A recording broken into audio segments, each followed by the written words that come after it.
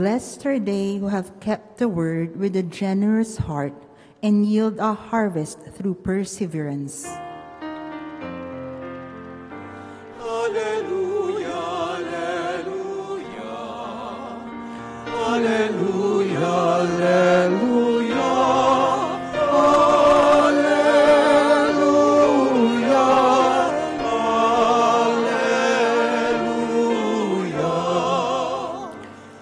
alleluia, alleluia,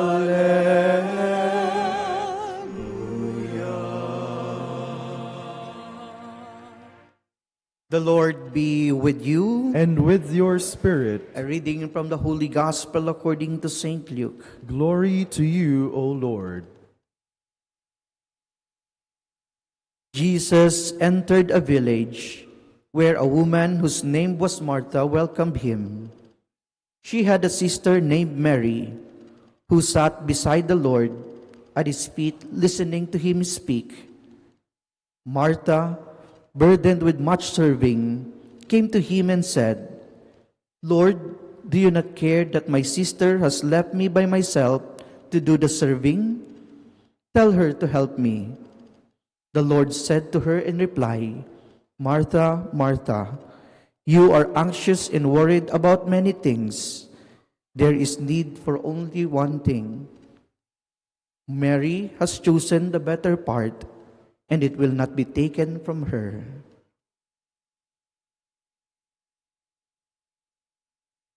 My dear brothers and sisters, the Gospel of the Lord. Praise to you, Lord Jesus Christ. Good afternoon, my dear brothers and sisters. So we are now in the 16th Sunday of Ordinary Time. In my ministry as a priest, a couple of times I have encountered a person telling me, Father, kahit hindi ako nagsisimba, gumagawa ako ng mabuti sa aking kapwa. And may follow-up pa yun, diba? Mas mahalaga naman na tumulong sa kapwa kaysa nakaluhod ka lang, nananalangin, diba? So, doing good is much better than just kneeling and praying for something. Or even for priests, yung mga workaholic, they would say that my work is my prayer. Yung aking pagtatrabaho, yun na yung aking panalangin. Pero ang tanong, ano nga ba yung mas mabuti? Yung paggawa, pagsisilbi, pagtulong sa kapwa, o yung pananalangin, pagdadasal? Siguro para sa mga kabataan ngayon, sa mga millennials, sa mga Gen Zs, mahalaga, lagi na may outcome. Meron na agad na gawa. Kaya sila mahilig mag-volunteer, di ba? Mahilig silang sumali sa iba't ibang activities, clean-up drive, pag-impact ng mga relief good, mga fun run, di ba? Mahilig sila na mayroon agad na resulta nakikita. Pero siguro, para dun sa mga hindi millennials, yung mga millennia na sa noo, millennia na sa pisngi, mas mahalaga sa kanila, yung mag-slow down, manalangin, mag-meditate, do novenas and prayers. Pero again, ang tanong, ano nga ba yung mahalaga? A couple of years ago, I have read an article, na ginawa ni Pope Francis. And doon sa article, sinabi niya, the church is not an NGO. So basically, in that article, the Pope is telling us that the church, more than anything else, is a school for discipleship. Ano po yung ibig sabihin? Ibig sabihin, ang simbahan ay hindi lang institusyon para sa kawang gawa. Hindi lang ito para tumulong, no? Totoo, we are exerting efforts, no? Tulungan yung mga mahihirap, lingapin yung mga inabandona, magmalasakit sa mga dukha. But more than that, no, the church is a place for listening. The church is a place for learning, an avenue for reflecting and meditating on the very life of our Lord Jesus Christ.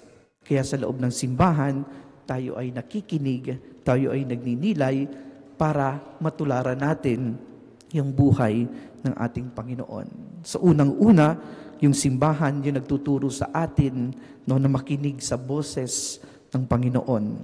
Tinuturuan tayong alamin ano ba yung mas tama at mas mabuting sundan upang magaya natin yung buhay ng ating Panginoon. So bago tayo lumalabas upang tumulong, magkawang gawa, no, mahalaga din na isalang-alang natin yung buhay pananalangin, buhay pakikinig, upang matularan natin ang ating Panginoon. So kung makikita natin, parehong may puwang, no, yung pagtulong at pagdadasal. Ito ay mahalagang gawain sa loob ng simbahan. Katulad nga noong motto ng mga Benedictine, no? Sabi nila, ora et labora. No? Pray and work. So mahalaga, hindi natin sila pwedeng paghiwalayin. Even Mother Teresa of Calcutta, sabi ni Mother Teresa doon sa kanyang isang poem, no? The fruit of silence is prayer. The fruit of prayer is faith. The fruit of faith is love. The fruit of love is service. And the fruit of service is peace. So kung makikita po natin, base sa buhay at sinasabi nitong banal na taong ito na very much active, no, sa pagtulong sa kapwa, mahalaga pa din, no, na yung pinanggagalingan ng ating pagtulong ay yung ating panalangin at pagninilay.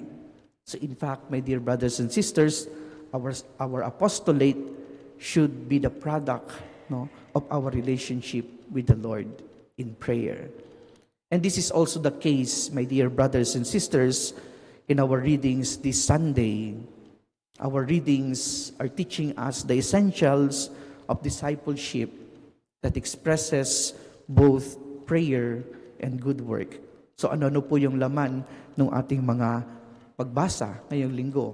Una, our first reading talks about service. And we have heard Abraham offering his service to 3 strangers. He treated that with generosity. Alam naman natin yung buhay sa disyerto, di ba?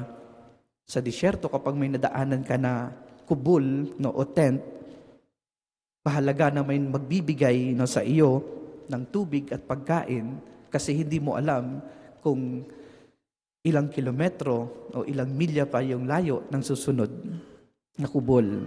So, ito yung ginawa ni Abraham. Nag-offer siya ng tubig, nag-offer siya ng pagkain doon sa 3 estranghero. At alam naman natin, no, because of his generosity, God gave him the gift that he deserves, a promise of a son. Kaya nga sabi, nung isa doon sa 3 lalaki, babalik ako ng ganito ding panahon, next year, at si Sarah ay magkakaroon ng anak. So, God repaid His goodness. So, when we serve God in others, God also becomes generous to us. Ibinabalik ng Diyos yung ating kabutihan sa iba. Kabutihan na pinadadaan din, no, sa paggawa ng mabuti natin sa ating mga kapwa. Second, my dear brothers and sisters, our second reading talks about sacrifices. No. St. Paul is reminding us that following Christ is not an easy life. It means being ready to suffer, being ready to sacrifice ourselves for the sake of others. Kaya naman, yung pagsisilbi sa Diyos, kailangan laging may halong sakripisyo. At ito yung patunay, no, na tayo ay totoong nagsisilbi sa Diyos. Yung pagsisilbi daw natin sa Diyos, ayon sa ating katisismo, time, treasure, and talents. No? Alam yan ng ating mga servants. At siguro kayo din, di ba? Yung iba nang galing pa sa malayo, yung iba mayroong dinaramdam, no? Na sakit, o kaya naman yung iba mayroong pinagdaraanan, pero nandirito tayo ngayon, no? Kaya bumabagyo pa, di ba? Mayroong sakripisyo yung ating pagsamba, pag-aalay ng oras, no? Ng ating panahon, ng ating mga talento, presensya para sa Diyos. Ito ay patunay na tayo ay tunay na sumasamba sa Kanya. Thirdly, my dear brothers and sisters, our gospel talks about silence. According to Jesus, Mary has taken the better part.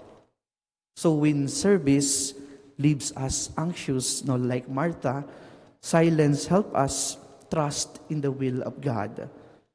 When sacrifices make us fearful, silence assures us that all will be well in God's grace. So silence can teach us humility when we are praised, and courage when we are persecuted, and even joy in the midst of trials. So, listening, learning in silence help us, no, to imitate better Jesus' service and sacrifices for others. So napakahalaga, no, doong pagdinilay, pananalangin kasama ang Panginoon. My dear brothers and sisters, discipleship is not easy. No? Hindi madali na sundan yung Panginoon. But now, our gospel in our readings are giving us ways paano ba talaga natin masusundan ang Panginoon. That is why first, we must always be conscious to put our effort both in praying, staying at the foot of Christ, listening to Him, learning from Him, and secondly, serving Him in others, following in His footsteps of becoming good, better servants to others. So both of these, no, are expressions of our faith, pananalangin at pagtulong sa ating kapwa. Amen.